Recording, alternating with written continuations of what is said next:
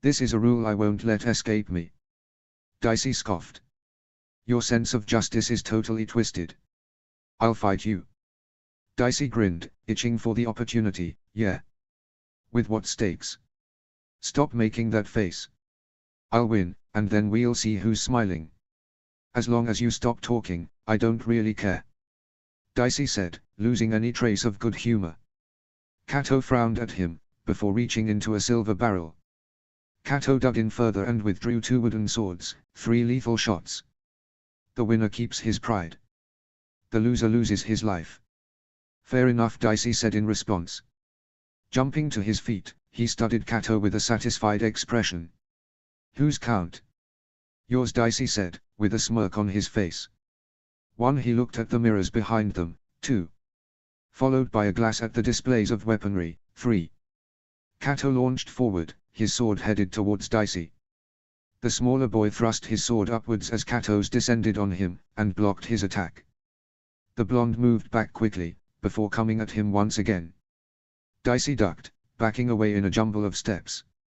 He caught his footing and went for a strike, but Kato easily blocked the hit. Again, Kato descended on him. This time, Dicey turned to the side, almost rolling away, and slapped the top of Kato's ribcage with the wooden sword. Kato's expression intensified and Dicey leaped backwards, trying to regroup. A lethal spot. He needed a lethal spot. He lost a breath of air as the blonde came extremely close to his throat. Dicey ducked a second time and thrust the sword against the lower portion of Kato's ribcage. His instructors were right after all. The simplest techniques are often the most useful. He'd keep that in mind. 1. He said with a cheeky grin to Kato. Kato turned and swiped quickly at him. Dicey's eyes widened and he stepped back, before falling. Kato stepped forward swiftly, and rested his sword on Dicey's throat. Don't be arrogant, Dice. Dicey retrieved his sword and swung it at Kato's knees. Kato jumped away from the hit, moving just long enough for Dicey to get back up, and jump forward. Kato rolled away, and swung his sword to defend against Dicey's next strike, which was towards his waist. He backed away, then started forward quickly, and commanded the sword directly into his abdomen. 2-1. 2-1, Dicey agreed, catching his breath for only a second.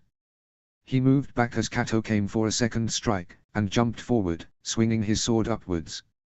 The sword made a harsh point of contact with Kato's armpit. Dicey withdrew immediately, knowing within seconds that Kato would come for his neck. This time, he purposely fell backwards, and rolled away. Kato came for his abdomen, but Dicey was easily able to avert most of his strikes, only cutting it close a few times. He thrust the sword upwards into the open air and Kato smacked it with his own sword. Dicey's sword went flying away from both of them. Kato struck him twice, but both points were non-lethal. He went for a third strike, but Dicey slid backwards, inching towards his only means of defense. Kato went for his throat and he barely skimmed by an inch or so. Dicey waved his hands around erratically for the sword, before feeling the familiar grip. He swung it just in time to defend himself from the oncoming attack and forced himself into a standing position. He backed away, waiting for Kato's assault. He ducked, ready for the sword to make impact with his neck. It was too late, though. The sword instead struck him right where his liver was. Dicey fell to the floor, clutching his side, his eyes shut firmly. The pace of his breathing increased and he couldn't stop himself from crying out. Kato examined him from a small distance and clenched his teeth. Shit, he thought to himself.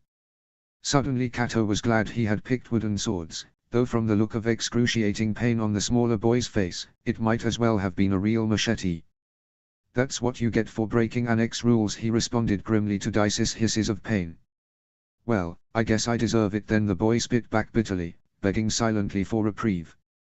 He let out a string of expletives when he remembered why Kato had wanted to fight him in the first place. Can't force Chloe to do anything, he grit out, crying out in pain shortly afterwards. She's 12 years old. His conscience had said the same things for months. Clove is 12, you pervert. You're going to break her. Clove is too young. You're being despicably selfish. Clove needs a friend and you're using her as a vessel.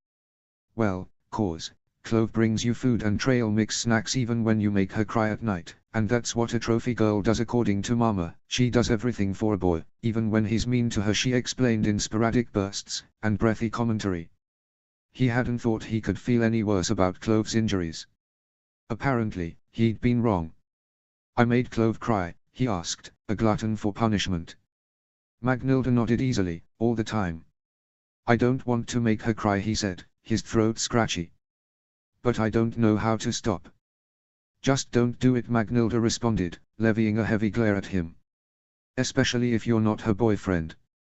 Kato gave her a confused expression. Would it be any better if it did while her boyfriend? I feel like that would be worse. Magnilda scoffed derisively at that. If you were her boyfriend, at least she'd know you care about her. Is that what your parents are like? He asked, curious now to understand the mental framework of Clove Holloway. Is your dad mean to your mother? No. Magnilda said, immediately aghast. Mama and Papa are best friends. They're never mean to each other. His parents were best friends, too. He didn't think that gave them any pretense of kindness. My parents are best friends too, but I think that just means they know how to hurt each other more. What are you parents like? She asked, her eyes curious. Let's trade secrets, Kato replied, winking at her. You go first and then I'll tell you everything you want to know. With the gleam in her eyes at that offer, he wondered if he had made a rather dangerous proposal.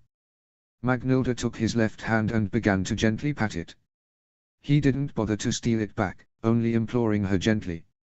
Mama and Papa met a long time ago. She was the boss at a daycare for army families and he was an army cadet. One day, he went with my auntie to tour Mama's daycare, and he got into a kerfuffle with one of the teachers. When Mama found out, she yelled at my uncle, and Uncle Brick got really confused, so he told Daddy that he needed to make things right. Looks like it worked, Kato said, smiling softly. Not right away. Magnilda replied, shaking her head. Papa went to the army dance for soldiers and the other people who worked at the base, and then he saw her again in her red dress. He thought she was the prettiest woman alive, so he went to talk to her, but she didn't want to talk yet. So, he watched her dance with a bunch of drunk soldiers, and started laughing at her. When she finally came back, she told him she'd never dance with him if all he was going to do was laugh. So, is your dad still a soldier? He asked. Now he's the boss of the soldiers, the lieutenant. What's a lieutenant? Lieutenant, he heard Nero correct from behind him. Kato turned to his friend. Oh, that makes sense. Thanks. Sure, Nero said, shrugging. Hi Nelly. Hi Nero, she said, cheerfully. I was telling Kato how Mama and Papa met. Before Kato had an opportunity to ask how the two knew each other, Nero said to her, with some reservation. You know, Nelly, it's probably not a good idea for you to tell people about your family. They could use it against you. I wouldn't do that, Kato retorted with great offense before he could stop himself. Nero looked at him warily. Others could, he said, with a finality that meant the conversation was closed. Okay, Magnilda said, clearly unhappy their conversation had been cut short. Kato was gonna tell me about his parents next. What's there to tell? Nero asked. They're awful people. Kato heard his brother's voice in the back of his head chastising him. Don't be so blatant in your disregard. Nero, he managed. Well, they are. Nero said, completely unabashed by his candor. Kato recognized that Nero meant this in his defense, but it wasn't Nero's job to hate his family. Clove did enough for the whole of them. What are your parents' jobs? Magnilda interrupted. Since I told you what Mama and Papa do, that's fair, right? They work in the mines, Kato replied, easily. Does that mean you're poor? She asked, with sincere curiosity. Nelly. Nero chastised, you can't say things like that. Kato looked to Nero, who was still flushed. Does that mean I'm poor? He asked. He'd never considered it before. Most of our parents work in the mines. Nero struggled to answer. I guess it's relative. If all families are poor, then none of them are poor. I don't think being poor works that way, Nero, Kato said, trying not to make Nero uncomfortable, but still wanting his friend to understand.